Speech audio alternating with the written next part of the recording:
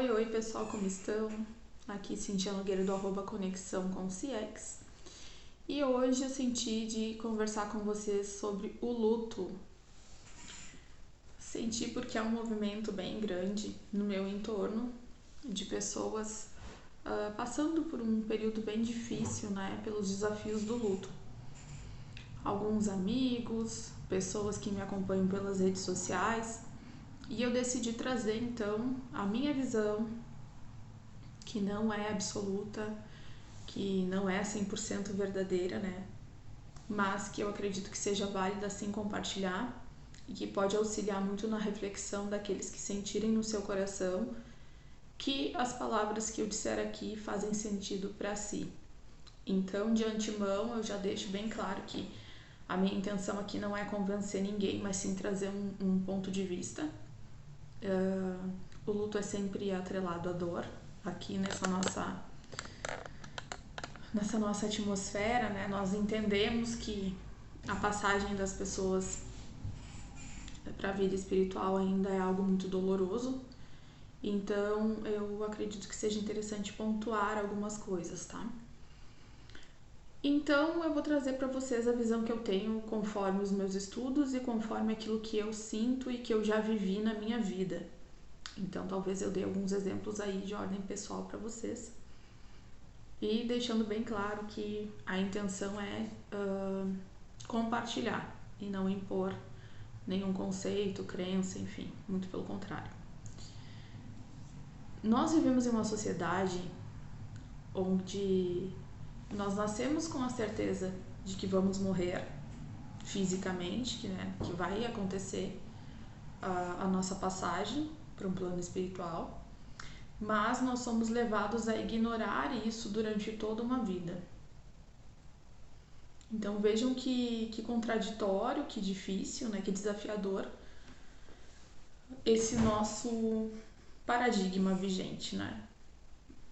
Difícil e raras são as pessoas que gostariam de conversar, de comentar, de saber um pouco mais sobre a morte, sobre os momentos finais, acerca de cuidados paliativos. Então nós vemos uma imensa não aceitação de algo que faz parte da vida e que é tão natural quanto a morte. Quando, pela visão sistêmica, né, nós estudamos que quando nós brigamos com a morte, na verdade nós estamos brigando com a vida, porque a morte faz parte da vida, é algo intrínseco à vida. E infelizmente nós não somos educados para ter essa visão, né?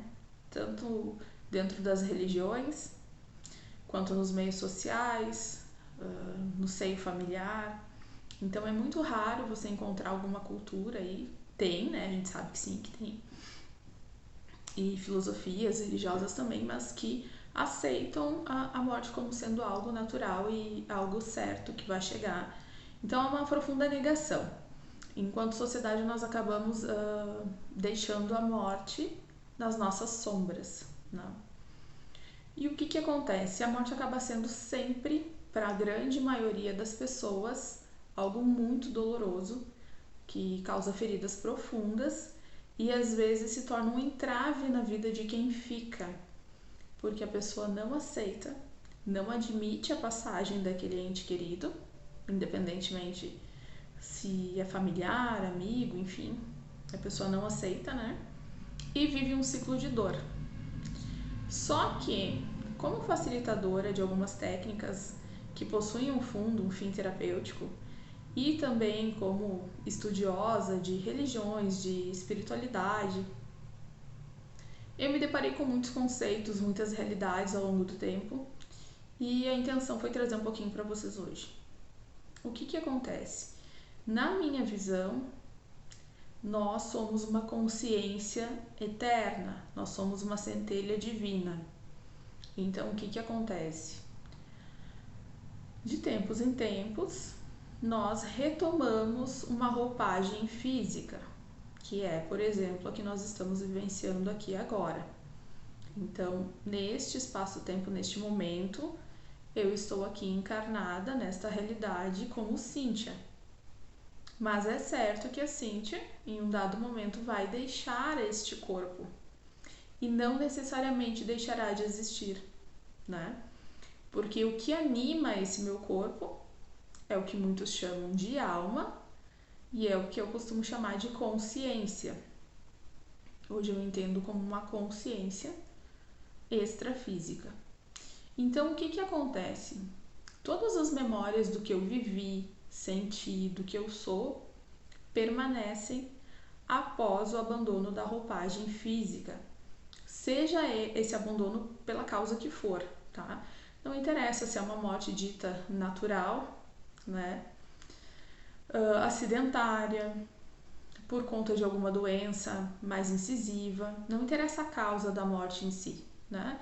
O que interessa é que o corpo físico ele dissoma, ele deixa de ter o fluido vital que o anima e essa consciência ela é liberada para habitar outros planos, né? Aí, que outros planos são estes? Aí nós temos também vários conceitos religiosos, enfim. O que mais impera entre nós é o de céu e inferno, né? Ou de colônias espirituais, consciências superiores e umbrais. E é importante que a gente comece a ter contato com alguns conhecimentos que nos falam a respeito de frequência consciencial, frequência energética. O que realmente eu sou, no que eu realmente acredito e como eu vivo. Porque com a transferência, né, dessa consciência do corpo físico para o corpo astral, espiritual, nós não deixamos de ser quem somos. Tá? Aí, muito pelo contrário, a gente se depara com quem realmente a gente é. Porque, infelizmente, quando nós estamos na roupagem física, nós nos condicionamos pelas regras sociais, pelas leis do Estado, pelas leis e normas atinentes aos grupos aos quais fizemos partes, né? Fazemos parte escola, trabalho, enfim. E nem sempre expressamos a nossa essência, que é uma outra coisa que eu venho conversando de forma um pouco mais profunda, que daqui pra frente é muito interessante que a gente busque viver a nossa verdade, viver a nossa essência. Obviamente, isso não significa anarquia, não significa desrespeito, muito pelo contrário. Mas, sim, o reconhecimento daquilo que realmente somos, de como nos sentimos, de quais são os nossos valores mais verdadeiros, né? Para que possamos compartilhar a nossa verdade com os demais. E isso é que vai fazer o grande despertar consciencial da humanidade. Muito em breve nós mudaremos inclusive a nossa forma de comunicação. Ela deixa de ser exclusivamente verbal, né? Porque nem sempre as nossas atitudes e o que falamos condizem com aquilo que somos e sentimos. Então ela vai passar a ser extremamente frequencial, energética, e energia não mente. Então, se uma pessoa está se portando, agindo e falando de forma contrária àquilo que ela realmente pensa, acredita e é, ela será automaticamente denunciada pela frequência que ela emite. Então, as pessoas que têm um pouco mais de sensibilidade, logo todas aflorarão as suas sensibilidades, porque todos têm sensibilidade, né? Passarão a ler, nós vamos ler uns aos outros a nível energético. Mas voltando para a questão do luto, então, assim que alguém desencarna, ela é puxada, automaticamente puxada para o seu padrão vibracional. Então, se essa pessoa foi uma pessoa que teve mais consciência, que viveu de forma mais harmônica dentro de si, não aos olhos dos outros, né? Uma pessoa amorosa, fraterna, que viveu em paz, prima pela paz, ela vai se conectar com um estado de consciência adequado, igual ao que ela realmente emanou na sua vida terrena.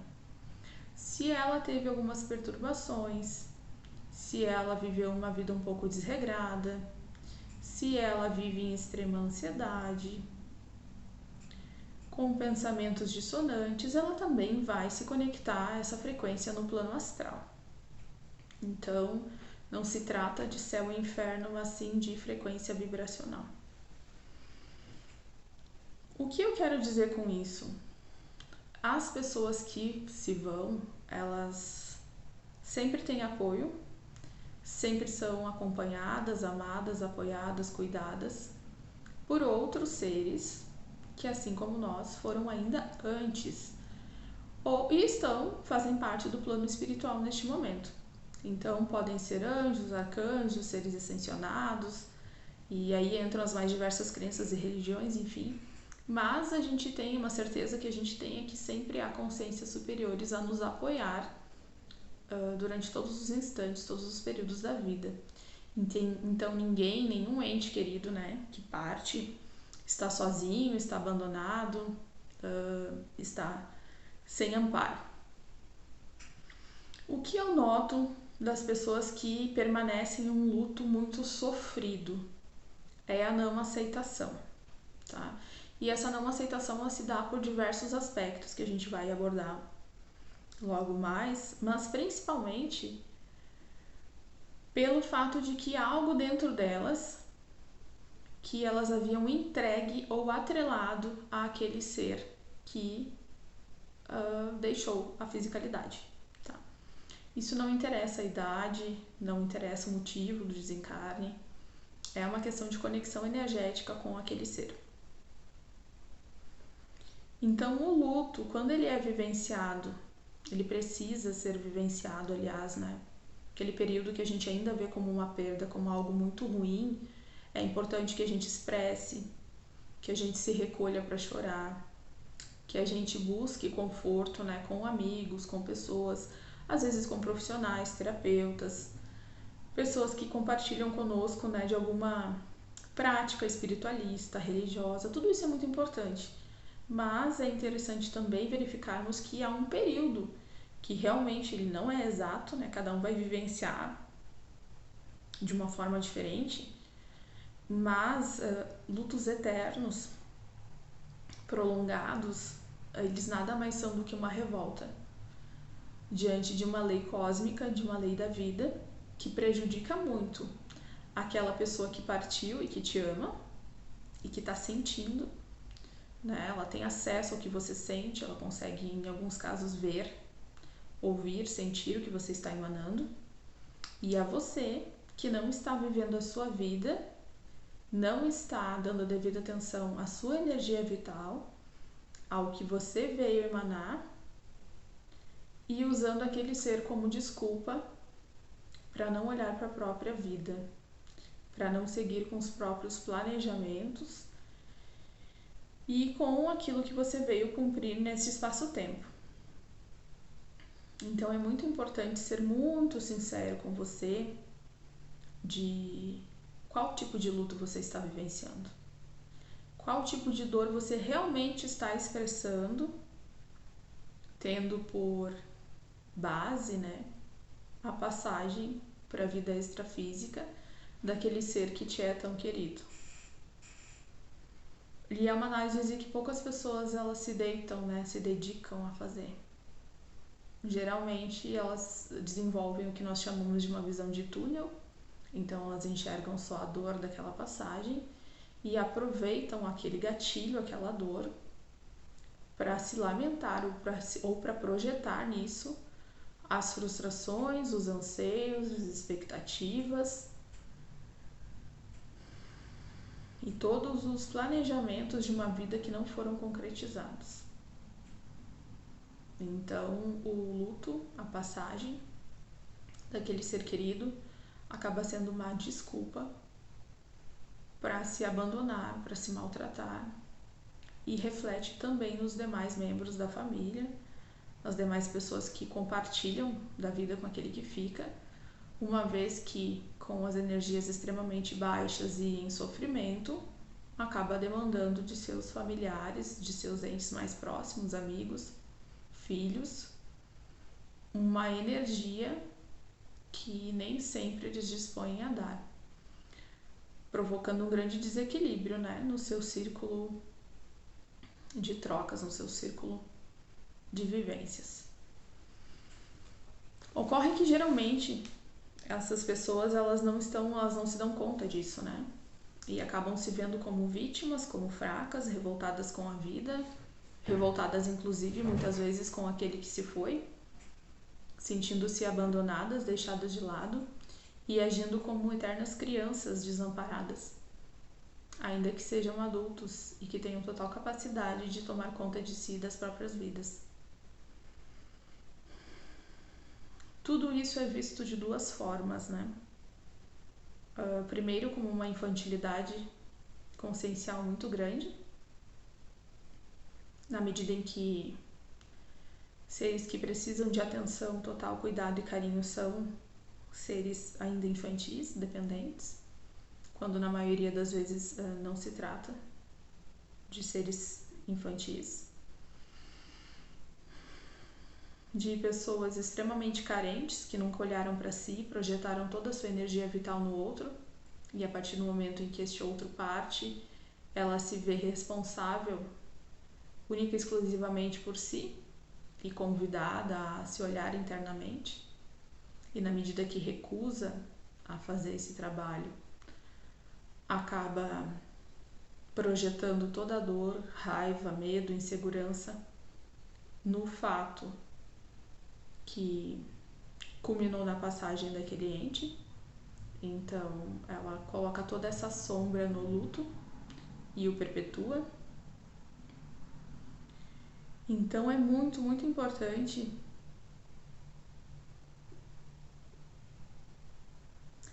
que a gente verifique qual realmente é o nosso luto.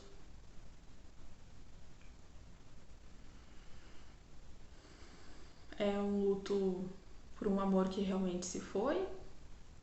Ou é um luto por aquilo que eu gostaria que fosse e não pôde ser? Ou é um luto pela responsabilidade por mim e por aqueles que dependem de mim que eu terei de assumir de agora em diante?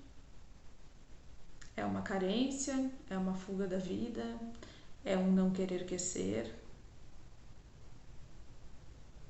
É uma desculpa para eu não enfrentar os meus desafios pessoais? É um excesso de birra e de exigência, na medida em que eu me sinto confortável para exigir que meus pais não adoeçam e que, portanto, não morram? Exigir que meus filhos não vivam para cuidar de mim, já que eu estou eternamente enlutada por um outro filho que se foi, dizendo àqueles que permaneceram ao meu lado que eles não possuem valor, apenas aquele que se foi. Então, há uma série de questões que a gente precisa analisar, e este precisa de modo algum é impositivo, mas é algo intrínseco que a gente mais cedo ou mais tarde vai analisar, porque algumas verdades universais, alguns estados de consciência, eles nos serão apresentados em algum momento, seja um momento que for. Pode ser agora, aqui e agora, que é o que nós mais almejamos que aconteça, porque quando nós tomamos consciência da nossa realidade ainda na matéria, no corpo terreno, a nossa expansão é grandiosíssima, porque nós conseguimos mudar aqui, agora e evoluir. Então, quando melhoramos nossa frequência aqui e agora, temos a garantia de que quando nos desfizermos da carne, chegaremos no plano astral com uma outra visão, mais conscientes de tudo, em condições de nos auxiliarmos e auxiliarmos os próximos, nossos irmãos que ainda não têm total consciência dessa realidade, de modo que a vida se torna mais leve e fluida, sem apegos que não fazem sentido e não têm razão de existir. Outra consciência importante de se ter é que cada um de nós é livre, embora tenhamos pais, mães, filhos, demais familiares, cada um é único e possui total liberdade, total livre-arbítrio de ser quem é. E o amor não aprisiona, o amor não condiciona. Então, muitos de nós veem a morte, veem a passagem para o plano espiritual como algo muito ruim. No entanto, todos sabemos que vivemos em uma terra de provas, expiações e desafios, e que nem sempre é tranquila a nossa estada por aqui, e que seria de um egoísmo imenso querer prender conosco na matéria alguém que já tem condições de ascensionar para um plano mais sutil, de mais amorosidade, inteligência e harmonia, de modo que a passagem, a morte nem sempre é ruim. Na verdade, ela nunca é ruim, já que nesta dimensão os nossos corpos são densos, pesados, materializados, e a consciência é pura luz, leveza, sutilidade. E embora aqui seja uma grandiosa escola, onde temos a oportunidade de aprender e evoluir, é sabido de grande parte de seres que aqui já estão, assim como eu, que as densidades imperam e que a fisicalidade não deixa de ser um peso. Então, por que devemos sentir um pesar tão grande e desejar impedir que aqueles que já podem ter acesso a uma sutileza, a uma consciência maior e mais leve possam fazê-lo? Geralmente, quem entra em um estado de luto muito profundo e prolongado, infelizmente se encontra em um estado profundo de egoísmo, onde deseja atenção apenas para si e não se questiona o porquê da necessidade de tamanha atenção, de tamanho vazio que sente. Nós não temos a capacidade, nenhum de nós possui a capacidade de preencher os vazios dos corações uns dos outros. Vivemos em coletividade para compartilharmos, jamais para suprir as necessidades uns dos outros. O desafio maior do luto está quando projetamos essas necessidades, o suprimento dessas necessidades naqueles que partiram, independentemente do vínculo afetivo, familiar que tenham conosco.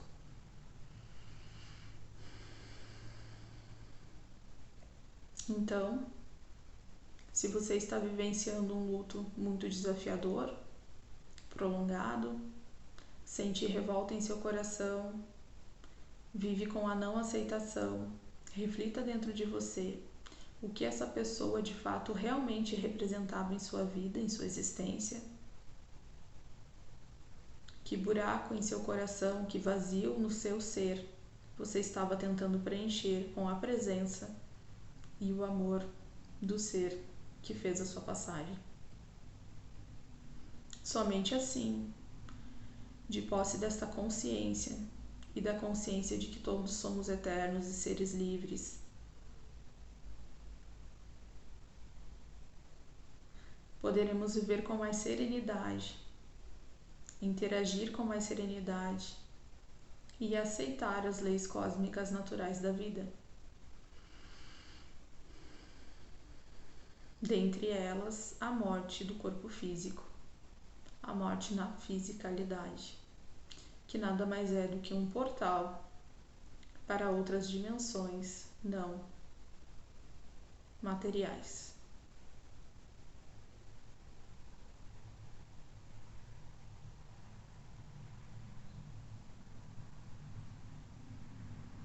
Há uma passagem bíblica que nos ensina a deixar que os mortos cuidem dos mortos.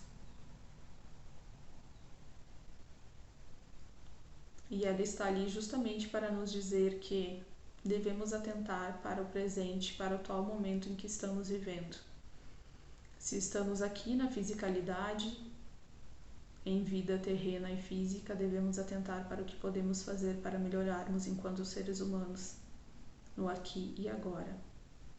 E não nos preocuparmos com outras consciências que estão em outro tempo, espaço e momento. O que não significa que deveremos esquecê-las ou não amá-las, muito pelo contrário. É importante lembrar também que todos aqueles que amamos geralmente nos amam também, e assim como gostaríamos de vê-los bem, gozando de alegria, felicidade e saúde, a recíproca é verdadeira e eles também gostariam de ver-nos bem, gozando de felicidade, alegria e saúde. Então, o amor não deve ser triste, não precisa ser triste, pesaroso. O amor pode ser algo alegre, suave, sutil. Ele existe para ser sentido, não necessariamente falado, demonstrado com fisicalidades, materialidades. O corpo físico pode passar, a consciência e o amor prevalece. Há aqueles pais que perderam seus filhos em tenra idade, as mães que sofreram abortos. Não se culpem, ainda que pequeninos, embriões na fisicalidade. Todos estes seres são dotados de consciências, igualmente livres e capazes. Então fiquem apenas com o amor, abram mão da dor.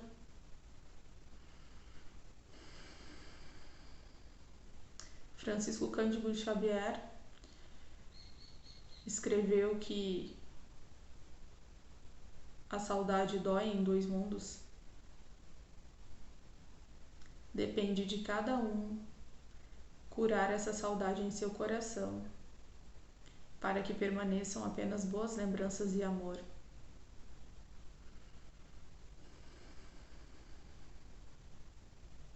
Valorizar a vida é valorizar tudo que faz parte dela, inclusive a morte e tudo aquilo que precede e ocorre depois, ao momento de transição do corpo físico para a espiritualidade.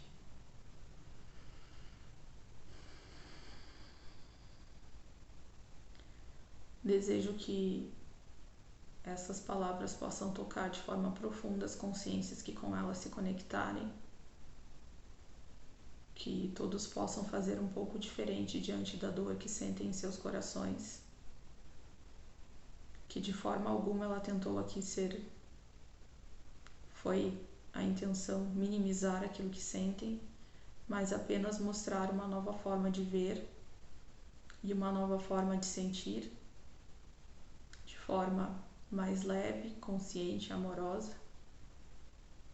Que todos fiquem na paz do Mestre Jesus e possam se ver como realmente são, consciências cósmicas eternas, e abrir mão de todo o peso e toda a dor que por muito tempo lhes foi imposto e ensinado como forma de controle e limitação. Até um próximo momento.